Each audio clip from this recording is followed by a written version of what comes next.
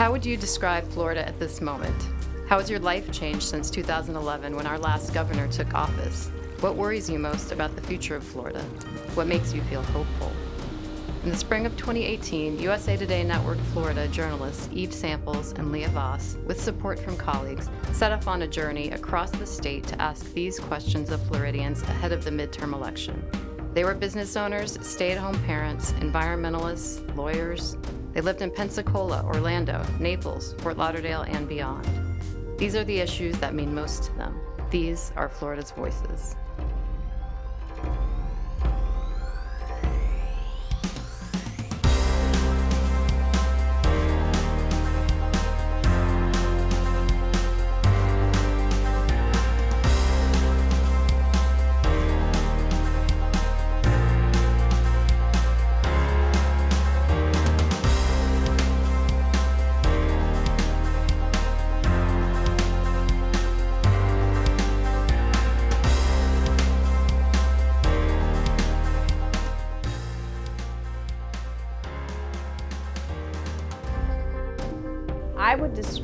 I would describe Florida as a very young state,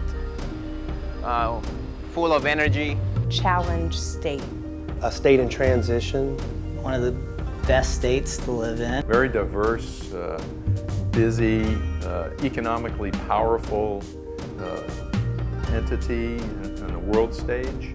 A state with a lot of opportunity for business diversification, higher wages. A time of just economic growth and a booming workforce, while paired alongside that, a deteriorating environment.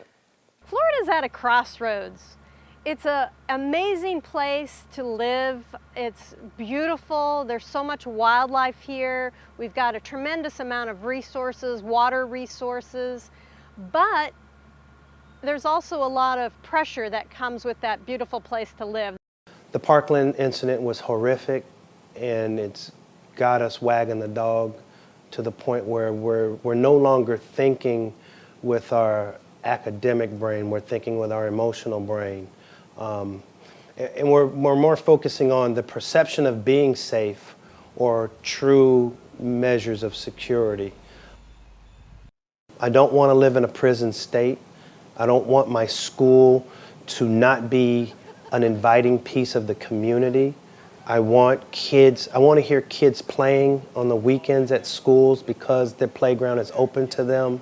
I want parents to be able to walk in and out of schools and not feel like they're suspects.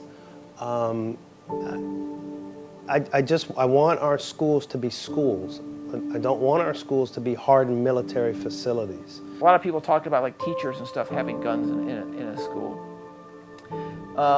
One of the things is you can't just take a gun and put it in somebody's hand and expect them to be able to react appropriately to an active shooter. We have been marked by very challenging times, from polls to what happened in South Florida with gun violence.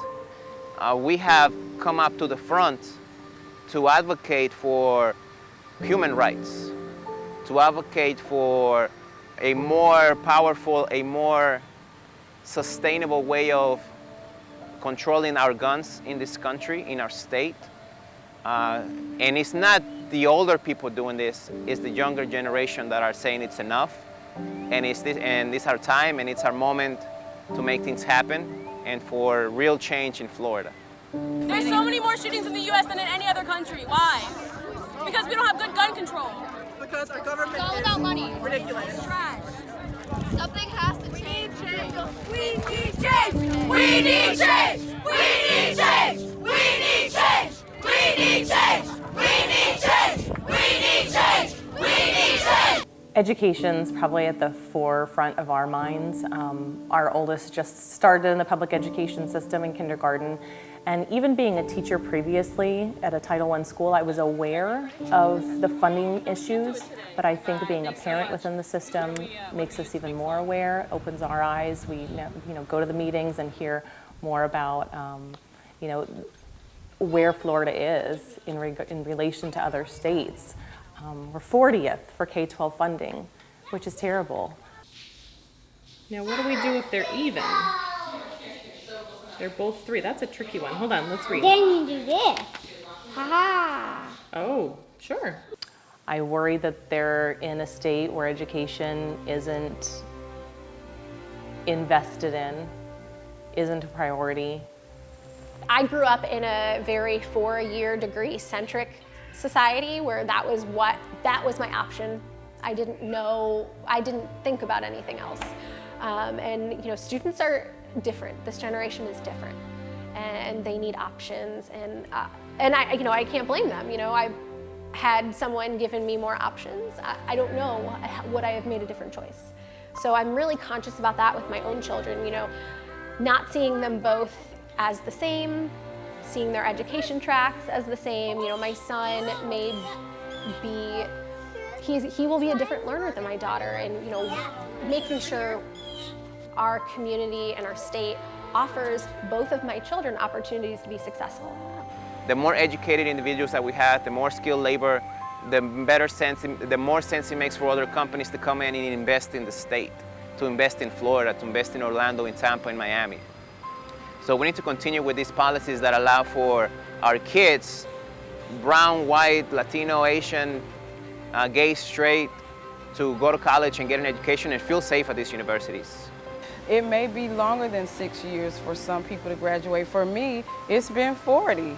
So this makes a difference to me. I see how a person can get distracted. I see how a young person can come in with the ability to learn and lose their way. And now it takes longer than 6 years to graduate, but they still have a goal of a college education. If our educational system degrades into something that is just echo chambers and degrades into something that is just not challenging, and we shy away from things that are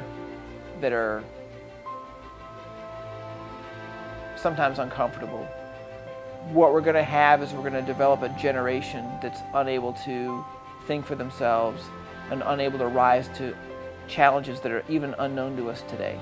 The communities are supporting the teachers. People are realizing, hey, you know what? These people are valuable in our community. They're going above and beyond. They are the silent partner in our family. Oh, I love that. I don't even know the game you're talking about because I don't even play video games.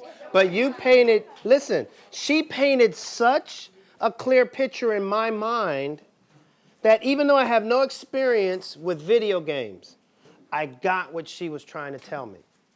And that's what I'm talking about. Find that connection in your life, in every subject. It works in every subject. If you'd asked me 25 years ago, what do I think I would have been making at 51 years old? I guarantee you I was saying 6 digits. To be making, half of that is, it's tough. It's very tough. If I have to work 4 jobs, because I've done it, to support myself, to pay my car payment and pay my rent payment, that's not living wage. My drive became 100% getting a degree and getting something that I knew that there was a job that they would pay me that was enough for me to survive on, and worry about what's going to happen in the future, because it's not just thinking about today anymore. It's thinking about what happens if there is no Social Security when I'm older. A concern that I have in Florida is the gap of salary between male professionals and female professionals. Ever since I came into the civilian world after the military, it has been a struggle to constantly prove myself as a woman in any profession, as a Latina in any profession. So it's almost been kind of like even a veteran, proving myself over and over again in order to grow within companies, go up the ranks, and I still don't see, the gap getting smaller. I think it's necessary for Joe Plumber or Joetta Plumber to be able to live off of what she makes. You have people that work at McDonald's and they're making $9.25 an hour. How are you supposed to pay rent with $9.25 an hour? Maybe $10 if you luck out, if you're a manager. But I mean, financially, Minimum wage should be like $18 an hour. It's been a lot of opportunity for us. Up here in Northwest Florida, we experienced the BP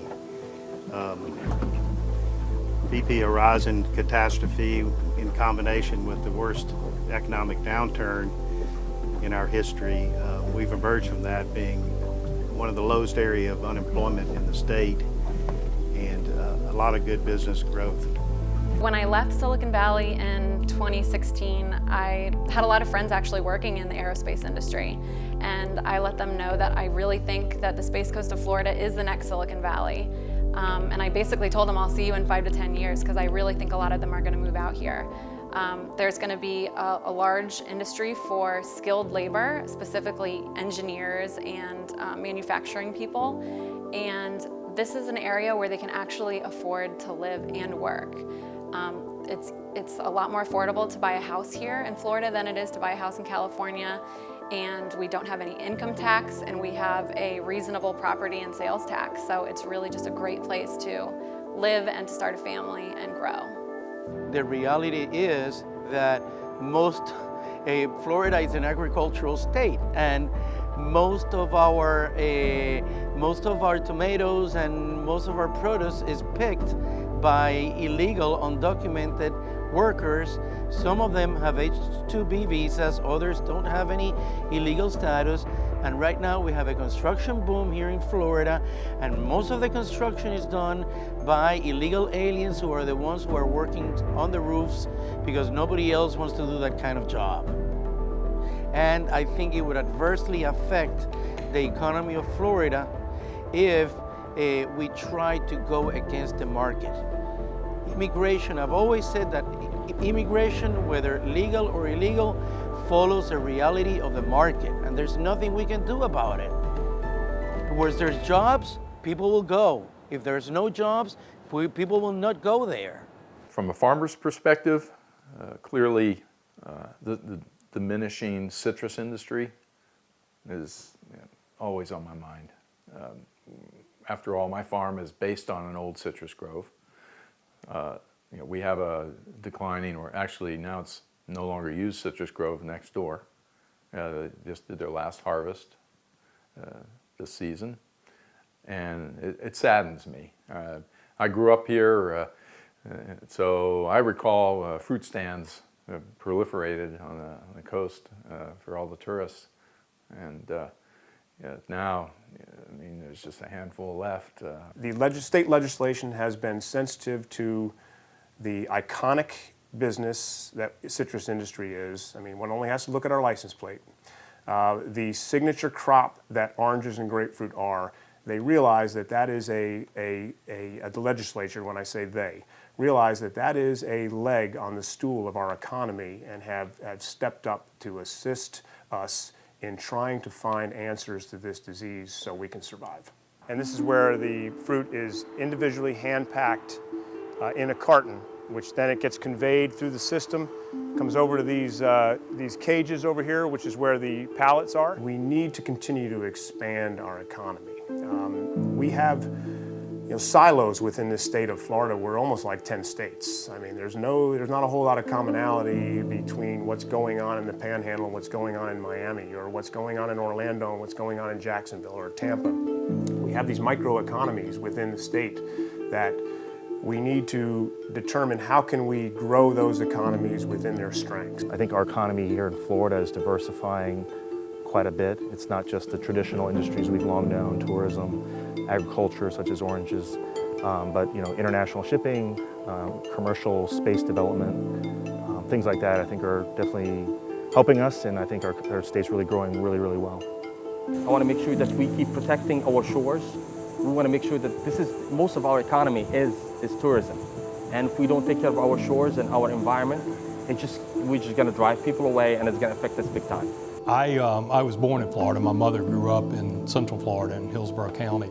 And for me, Florida has always been two states. There was the marketing and the tourist state that lured you with discount coupons and the promise of a job or a great retirement. And then there was the real Florida for me. And that was an orange grove, a chicken farm, cattle, paddling the canoes, canoeing back on clear streams and waterways. So that's the real Florida for me, and those two are always kind of held in balance in my mind. The pollution we're seeing along our coasts in Florida, the red tide and the blue-green algae, that's highly concerning to me because, again, if we don't get a handle on that, we lose our tourism industry, which is one of the main economic drivers here in Florida. And it won't be such a pleasant place to live with all those, in the case of the red tide, all those toxins in the air. I don't have a good picture. I don't have a good picture. The waters are going to be polluted. That would include drinking water at some point, I'm sure. Are they going to start pulling it out of the ocean and using desal?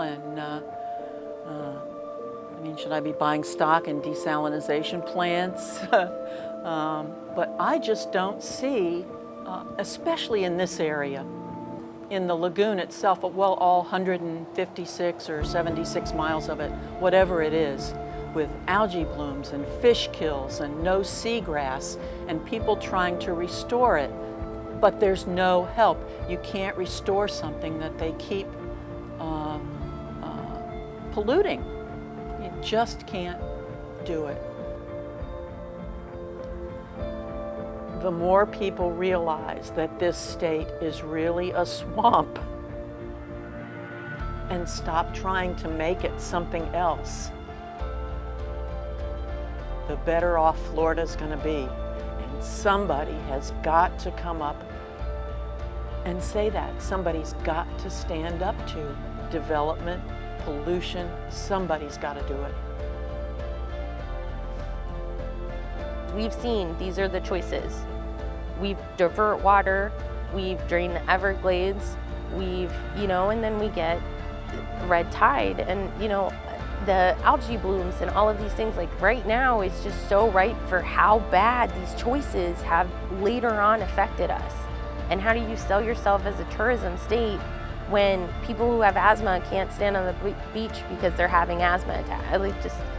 That's why I think right now is so important. Like, hey, we did this. Now we know we want to develop more. Let's make smart choices and let's fix what we did. Because that's what it's got to be. We have to fix what we did. I mean, seeing fish kills is something. I don't care if you're Republican, I don't care if you're Democrat, I don't care if you're independent, I don't care who you are.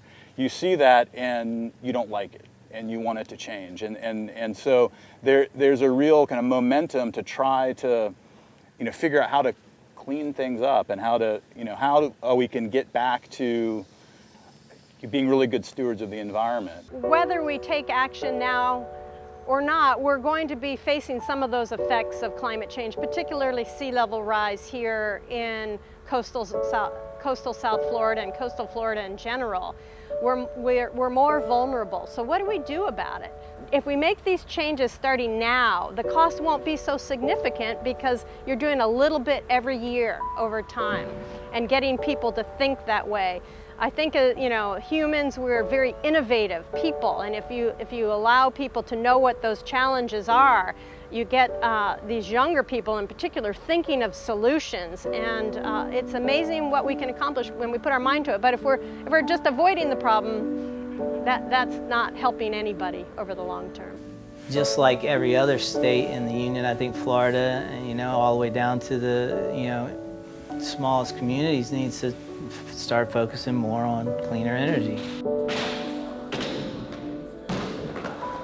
They need to quit making cars that run off oil, or there's no good way to get the oil out. It's tar sands or spills here or pipeline spills there. It's just, and then all the air quality that suffers from burning it all. So it's just there's got to be better ways. I believe very strong in Mother Nature and that she corrects things. So kind of out there, but at the same time, it's proven itself in other places. The Florida will take back its natural state eventually. I might not be here to see it, but hopefully my kids or my kids' kids are here to see it, you know.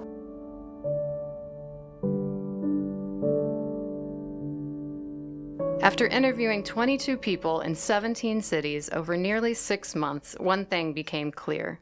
This group of Floridians desires sustainability for the state we call home, a sustainable environment, sustainable economy, sustainable education, and despite challenges such as rising sea levels, they feel hopeful about Florida's future. Oh, I'm very optimistic about the future of Florida. I think we do have some potential great leaders coming along. There's a lot of younger people getting engaged. The intelligence, the passion, the recognition of the problems that they face, that really gives me hope, and that I think that they're up to the task. Seeing the students from Marjorie Stoneman Douglas rise up and show their strength, I think the strength in this next generation, it makes me hopeful that we're seeing everyday people start to throw their hats into elections. You know, people representing families that look like ours, people that were educators like myself, veterans maybe, just a more equal representation in politics. I see a lot of leaders we have now who, a lot of them are veteran leaders who served overseas. You know, it's a really encouraging development, I think. I think they bring a new energy, a new perspective. They come from an institution that expects leadership, especially from its officers. And I think those are things that a lot of people who are concerned about our state are looking for as well. And I'm really encouraged by that trend. Every single person in this state wants to live a life of freedom and liberty. We all want to raise our children and be safe in raising our kids. We want safe schools for our kids. We want safe drinking water. We want a safe environment. We want air to breathe. And we want to live like everybody else wants to live. And those things can be done no matter what color your neighbor is, no matter what country your neighbor comes from, no matter what language your neighbor speaks, no matter their sexual orientation or their religion. We can all live freely. I've always been a believer in people, and I think that there are so many really great, awesome, giving, open-hearted people out there.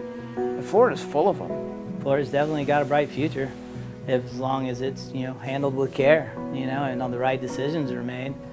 We can still write our story. Nothing's set in stone. We can make it as optimistic as we want. And I love it here. I love the ocean. I love that you're no more than an hour and a half from the ocean. You know, except for mountains, our diversity is just amazing, not just geographically, but culturally, ethnically, religiously. We're just a wonderful melting pot of opportunity and people, and I love it. You know, they say we're living in paradise, and we really are.